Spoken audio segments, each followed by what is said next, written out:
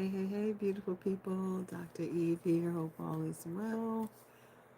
Welcome to another Living Well is a Lifestyle vlog. Here on my channel, we talk about all things living well, and it's nighttime chat, y'all.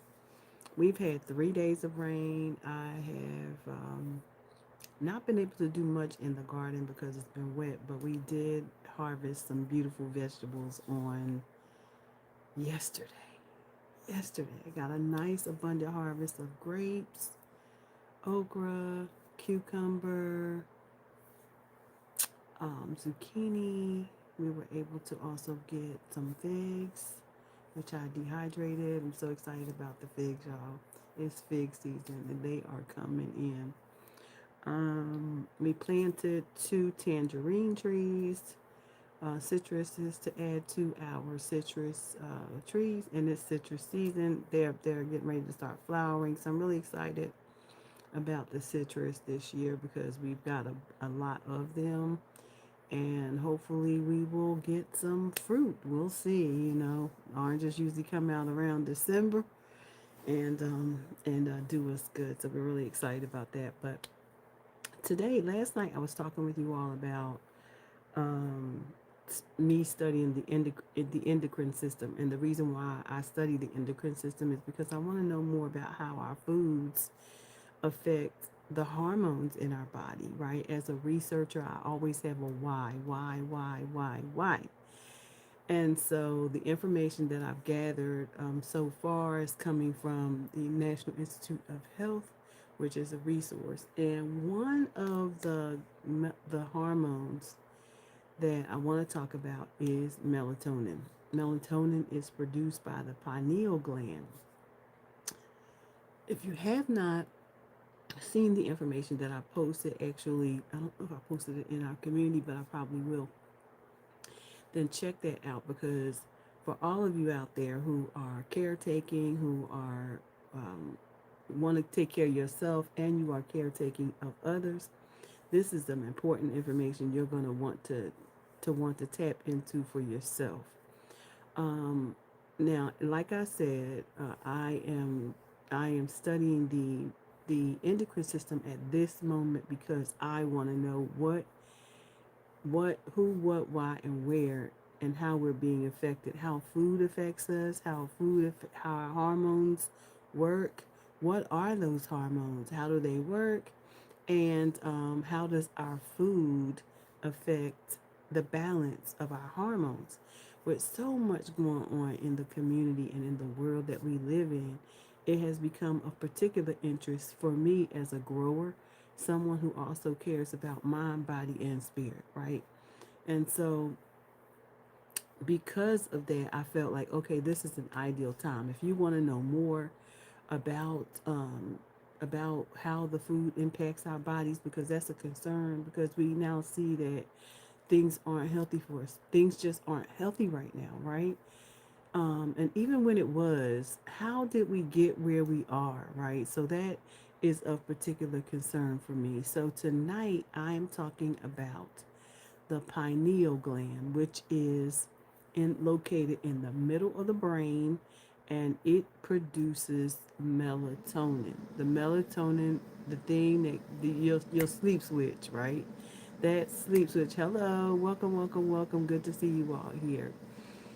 And all of us need to get good rest, but many of us are struggling with waking up and feeling like we're still exhausted, waking up all times of night, waking up not feeling rested. And there is a lot to talk about tonight. So I want to talk about that, and I really pushed that today because today was Saturday, and it was a day of rest. It's not Saturday. Yeah, it's still Saturday. So I want to talk about a little bit about what I discovered during my research about the pineal gland and how it affects. Oh, I just lost my space. How it affects our sleep. As I've said already, the pineal gland produces melatonin, and melatonin affects how we sleep. And so let's talk a little bit about just a few things that I think that you would want to know, And if you are a caretaker, even if you are struggling yourself with getting enough rest, then so be it, you're in the right place. Or maybe you're taking care of someone else who needs to, you know, or is struggling with this as well. So again, the pineal gland is located deep inside the middle of the brain, and it produces melatonin. It's the hormone that regulates your sleep switch, like literally your sleep and wake up cycle. So how does it work? Daylight seen by your eyes, signals sent to the pineal gland, and darkness triggers melatonin. Okay, so the daylight says wake up, and the darkness says triggers melatonin production. Melatonin helps you fall asleep and stay asleep. The problem is we have disruptors. There are disruptors that affect how well we sleep. And what are those disruptors? One is the blue lights. Blue lights from screens at night, like these phones, your computers. Bright light, exposure late in the evening. Like you should be powering down the closer you get to bedtime, or at least an hour before you go to sleep, because it can affect, the melatonin, which is triggered by darkness. But if you're constantly in front of blue rays and the bright light of screens, then it's affecting what should really naturally be happening with darkness. Okay.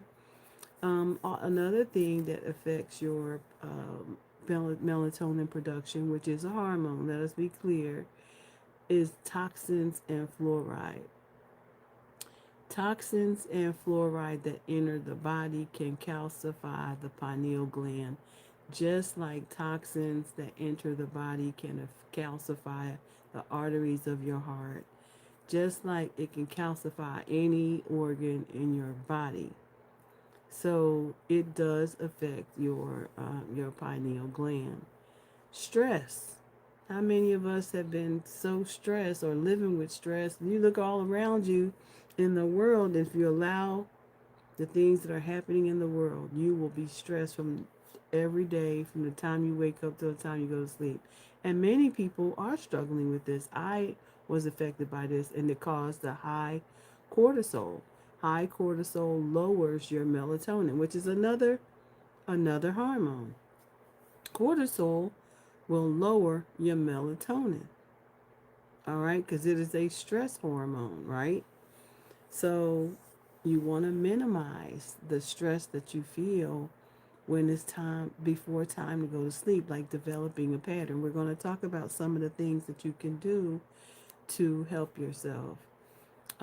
Late night eating is another one. That's something that will disrupt your natural rhythm, because your body is ready to go to sleep, but you just fired up your insulin. You just fired it up because every time you eat something, your insulin fires to distribute the energy throughout your muscles, your brain, and your liver.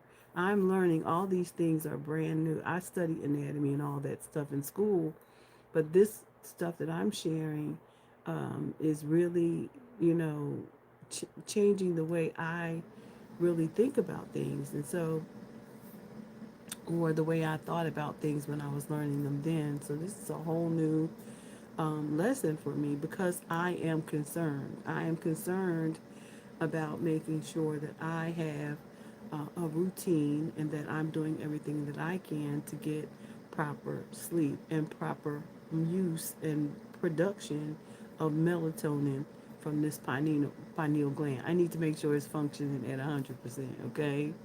So this is why I think I took on this important discussion about the endocrine system. I hope that I can have a doctor, or maybe a doctor or a nurse practitioner come on, to doctor or nurse practitioner to come on, or physician assistant, or someone to come on and maybe share more about that, or maybe a pineal gland expert. I don't know. We'll see. But for now, I'm going off the research that I have found, right? All right, so how do you change? How do you improve? How do you avoid the disruptors of the pineal gland so that you can get the best results of sleep for yourself at night? You want to get natural light early. So, like when you wake up in the morning, pull them blinds back, expose your eyes to the morning sunlight. I know there are a lot of people sleeping with dark, the blackout curtains, and they don't want to see. Yeah, fluoride is an issue as well. It's toxins, and fluoride affects the pineal gland. Um, but to expose your eyes to some morning sunlight, it tells your pineal gland when to stop melatonin and reset your clock, right? Your internal clock. Because remember, we said daylight seen by your eyes signals the pineal gland to wake up, okay? Darkness triggers melatonin production, telling your body it's time to go to sleep. It makes perfect sense, right? Light and dark. Um, so you want to get that natural light early in the morning, and perhaps maybe you won't feel like you're, like a slug, slugging around in the morning, right? And the last thing you want to do is drink coffee, but most people, what do? They grab coffee, and it really disrupts your body, your digestive system, um, for the start of your day, because you really should be beginning with protein of some sort of nutrient dense food. Okay. Number two, you want to slow down. Slow down on purpose, y'all. Like today, for me, was a Sabbath. Rest was important. Not just physical, but mental, emotional, and spiritual. Release what you cannot control. That's a part of that, also a part of the precursor to stress. When we don't slow down, when our minds are so busy, our eyes are busy, our thoughts are busy, our physical man is busy, everything is busy. We have to intentionally slow down on purpose so that we can have produce the best results for our sleep at night. Number three, you want to feed your body, not your stress. So, again, we've been talking on this channel about eating whole food, nourishing food. As a matter of fact, we talk about growing whole, nourishing food. We talk about the soil and nourishing soil, nutrient dense soil. We talk about all of those things over here, right? So now you can see the connection between um, food and these hormones, right? Because our body and everything in it is affected by what we put in our mouths, right? So feed your body, not your stress. You want to give it whole food, whole nourishing food. Avoid heavy, sugary, or processed foods late in the day. Again, what does the ultra processed sugary foods do to you late in the day? Just like eating late, it will fire your insulin off again. And by now, and by night, your pancreas is about tired of being fired up. It's ready to rest, because and so is your liver. Your liver is preparing to now do the work to digest, process all the food that you ate, right? So it does its work when you lay down at night. You give it a time to reset. It makes so much sense, and I hope that this information will help you as much as it is helping me because I'm making connections. Because why? I want to heal my body. I want to heal my body, so I'm being intentional. If this information is available to me, then I want to know what the information is. I want to study the information so that I can have healthy outcomes all around throughout my body. The next thing you want to do is create a nighttime plan for yourself, a ritual, something that you do often. Maybe ritual is not the right word, but a routine. A routine. That's a better choice of words. Like dim your lights. No screens. 1 to 2 hours. You want to back down off of food. 3 hours before because you want to prepare you don't want your insulin to keep trying to produce, trying to do what it needs to do.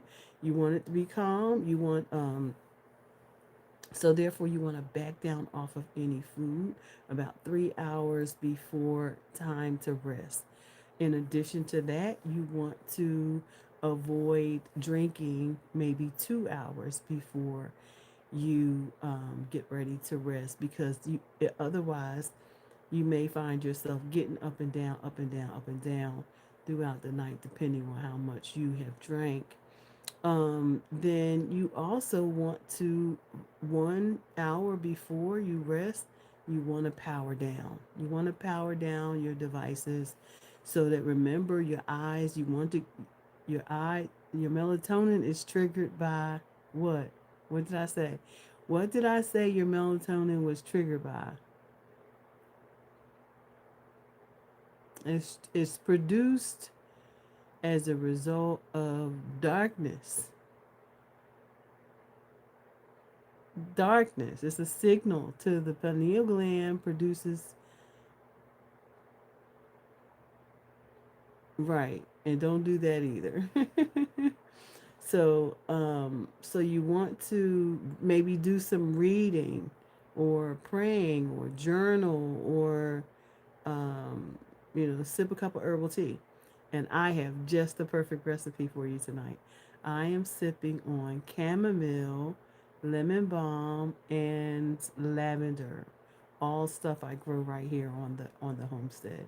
So I'm excited to tell you about it, and it tastes so good. Like, have you ever had the lavender buds? Like you pick the buds off of the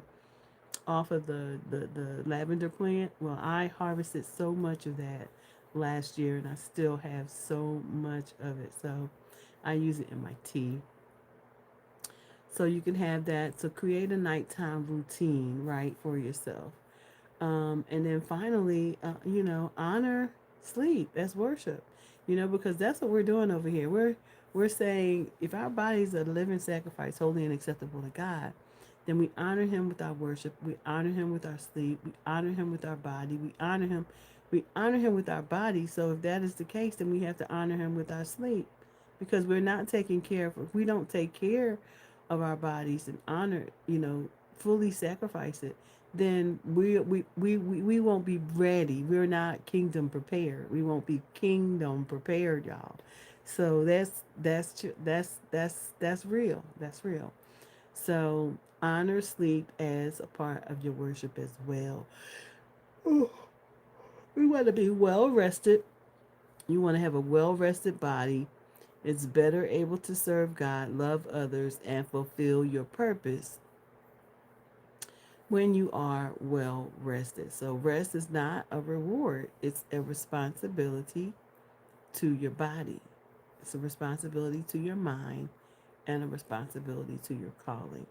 So, remember morning light exposure, unplug and unwind, nourish with whole foods, move your body gently, spend time in prayer or meditation, no work, no guilt, just rest. Okay? So those are some of the things I wanted to share with you on tonight's nightcap. I am Dr. Eve, and I'm going to leave a scripture with you. He gives his beloved sleep. Psalm 127 and 2 says, He gives his beloved sleep. All right? So that is our nightcap for tonight. And I hope that you learned something. I certainly did. And this information and resource is coming from NIH. So just want to make sure that you have that where this information is coming from through studies, through research studies. And so I'm a researcher and I will always back it up by science. So I've also will post that link in the description so you will have that if you want to go and check it out for yourself. Check that research out. But anyway, I am Dr. Eve. I hope you enjoyed the video. If you have questions and or concerns, please ask them and can subscribe to the channel, and that way you can be a part of the community and you can ask the questions that you'd like to ask. We're here to do this work together. We're here to improve our health together. We're here to try to figure out problems to some of the world's biggest crisis for us right now, which is in our food, our water, our environment, our shelter, and our energy. These are the crises that we're dealing with right now. And so I want you all to know that you're welcome here. You're welcome here in the community. So just make sure you go and click the link, say subscribe, and become a part of the work that we're doing here. And yeah, I hope you enjoyed the video. I'm Dr. Eve, and until next time, bye for now.